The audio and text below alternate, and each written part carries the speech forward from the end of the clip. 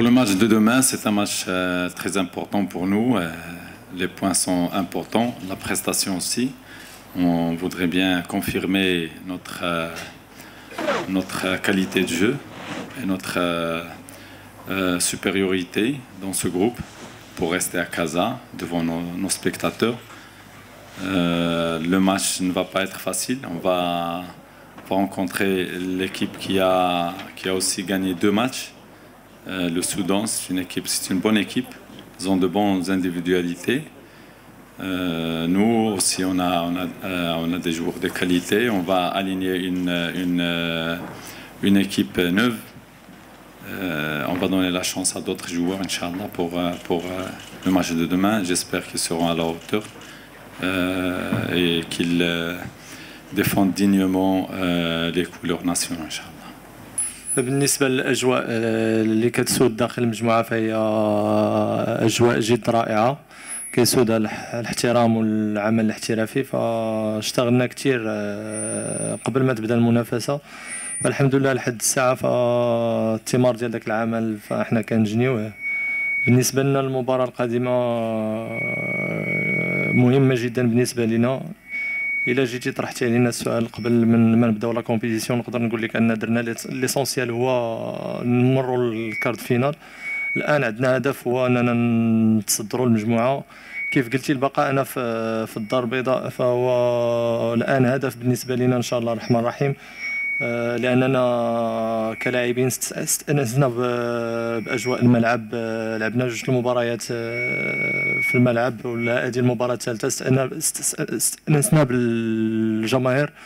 فهذا الشيء كله ما غيجي إلا بتحقيق إن شاء الله نتيجة إيجابية في مباراة الغد إن شاء الله الرحمن الرحيم. بالنسبة للمباراة ديال غدا، مباراة مهمة، النقاط ديالها مهمة. غنواجهوا المنتخب السوداني اللي انتصر في مباراتين ديالو، سجل أهداف، وبالتالي عنده نقاط قوة كما عنده نقاط ضعف. احنا غدا عندنا تصور على المباراة، غادي نعطيو فرصة للاعبين اللي ما لعبوش في المباريات الأخرى، لأنه بالنسبة لنا لاعبين مهمين كذلك. لاعبين خصهم يدخلوا للمنافسة باش يبقاو في ايقاع التباري، لان المباريات المقبله كما شفنا الان عندنا اعطاب في بعض المراكز، ممكن تحصل لنا اعطاب، ممكن تحصل عندنا انذارات، وبالتالي خص المجموعه كلها تكون حاضره. الى هاد اللاعبين متواجدين معنا فهما بالنسبه لي شخصيا تيستحقوا التواجد. غدا خصهم ياكدوا هذا الشيء، لانهم تحملوا القميص الوطني، وبالتالي خصهم يكونوا قد المسؤوليه اللي تعطات لهم، وعندي الثقه فيهم ان شاء الله ان غدا يكونوا في المستوى. بالنسبه للمعطوبين يلا كاين عبد الاله حفيظي اللي ما غيكونش.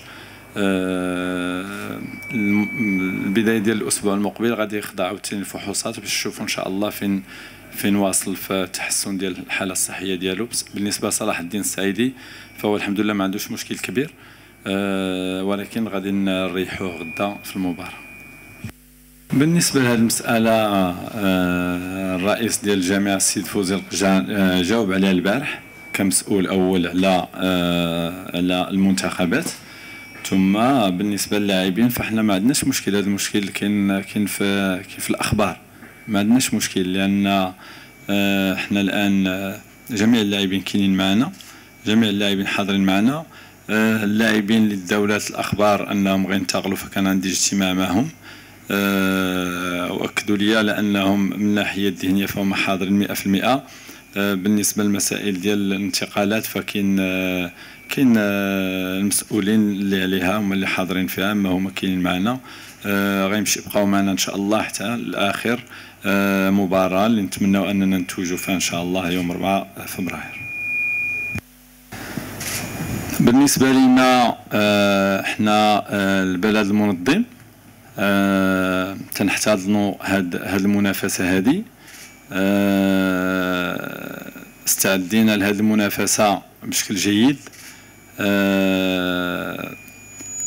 عندنا لاعبين في المستوى، كاين جمهور وراء هاد اللاعبين في جميع المباريات، وبالتالي ماشي حنا اللي غنقلبوا اننا نتفاداو، خاصه ان حنا غنلعبوا غدا، غنلعبوا يوم الاحد غادي نلعبوا المباراه ديالنا. من بعد هما اللي غيقلبوا شكون اللي غيقلب باش يتفادانا ولا يقلب باش يلعب معنا. حنا مستعدين لجميع الفرق، تنظن بان تنحترموا جميع الفرق جميع الخصوم، عندنا ثقه في اللاعبين ديالنا، عندنا ثقه في الجمهور ديالنا. حنا غنلعبوا المباراه ديال غدا بتشكيله مغايره على المباريات الاخرى، لان هاد اللاعبين كذلك عندنا ثقه فيهم وقادرين ان شاء الله انهم يحققوا نتيجه ايجابيه. ثم يوم الاثنين غيكونوا مباريات، هما غيكونوا عارفين الوضعيه ديالنا، حنا ما عارفينش الوضعيه ديالهم اللي غنلعبوا، بالتالي حنا عندنا استعداد لجميع الفرق ان شاء الله. وهذا ضروري لان ما تتعرفش مع من غادي تلعب. شفنا المباريات ديال الامس، نتائج اللي ربما ما كانتش منتظره، ممكن اليوم يكونوا نتائج غير منتظره، وبالتالي المجموعه الثانيه فيها مفاجاه بطبيعه الحال، ولكن على ارضيه الملعب ما كانش مفاجاه، لان المنتخب الناميبي حتى واحد ما كان تعرف عليه شي حاجه. ولكن ملي تتعرف بان المنتخب الناميبي في الاقصائيات ديال الشان الحارس ديالهم تختار من بين افضل اللاعبين في هذه الاقصائيات، فهادشي اكدوا في المباريات اللي جرى. تيبقى على حسب التاريخ ان ناميبيا تأهل على حساب الكوت ديفوار، بطبيعه الحال تتبقى مفاجاه. وكذلك اوغندا اللي في كاس العالم، احصائيات كاس العالم الاخيره كانت في المستوى، ولكن تنظن بانهم فريق عنده مقومات تحترم. جواد اليميق كما مجموعه من اللاعبين المهمين اللي تشكلوا هذا المنتخب، كما عبد العالي المحمدي، كما اشرف بن شرقي، كما بدر بولهرود، مجموعه ديال اللاعبين اللي كانوا اساسيين معنا في الفترات السابقه في الاقصائيات المباشره. ثم ان الظروف الاخيره اللي كانت قبل من البدايه ديال الشان خلات انهم ما يبداوش معنا، ولكن هما جاهزين للمباراه ديال غدا ان شاء الله، اللي غادي نعتمدوا عليه غدا ان شاء الله. خصو يبين بانه تيستحق التواجد ويعطي صوره على داكشي اللي تنتظروه منه في المباريات المقبله، لان اللاعبين اللي لعبوا حتى لحد الان كانوا في المستوى، وبالتالي اللاعبين الاخرين خصهم يعطيونا حلول، خصهم يعطيونا تصور اخر على كيفاش ممكن اننا نتعاملوا مع المباريات المقبله ان شاء الله. كلاعب كنظن ان جميع الفرق المشاركه عندها لاعبين في المستوى. لاحظنا واحد الطفره في مستوى اللاعبين الممارسين للبطولات الافريقيه. خير دليل كنشوفوا ان المنتخب الغيني اللي لعبنا معاه المباراه الاخيره فمنتخب اللي صراحه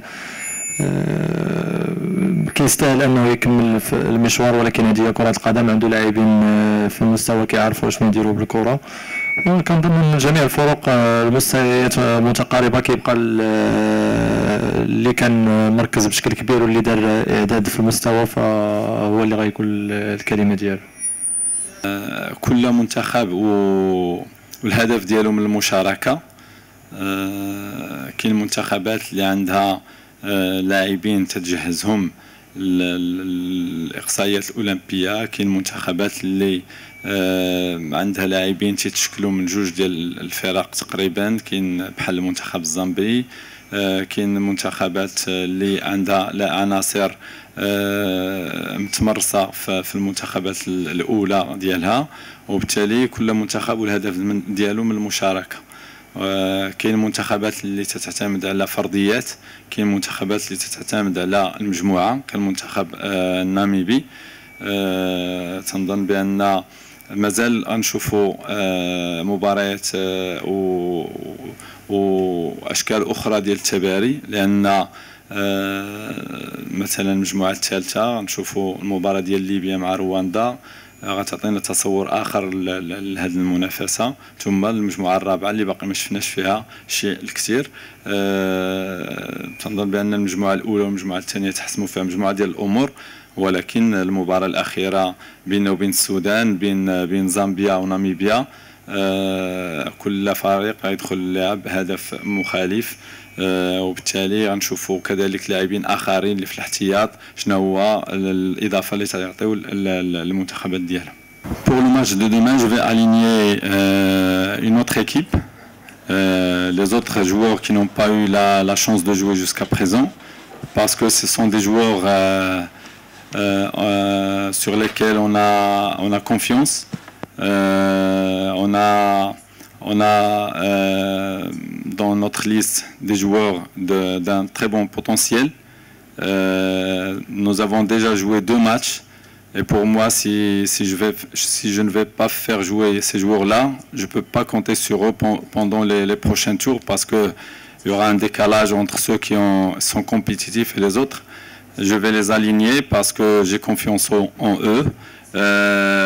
Ils ont un bon potentiel.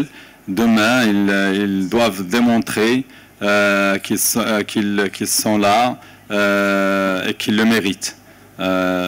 Demain, ça sera un match qui ne sera pas facile, parce qu'on va rencontrer une équipe qui est composée de joueurs expérimentés, qui ont des habiletés techniques individuelles et qui improvisionnent des gestes inattendus. Ça veut dire que ça ne va pas être facile, mais on a confiance en nos joueurs.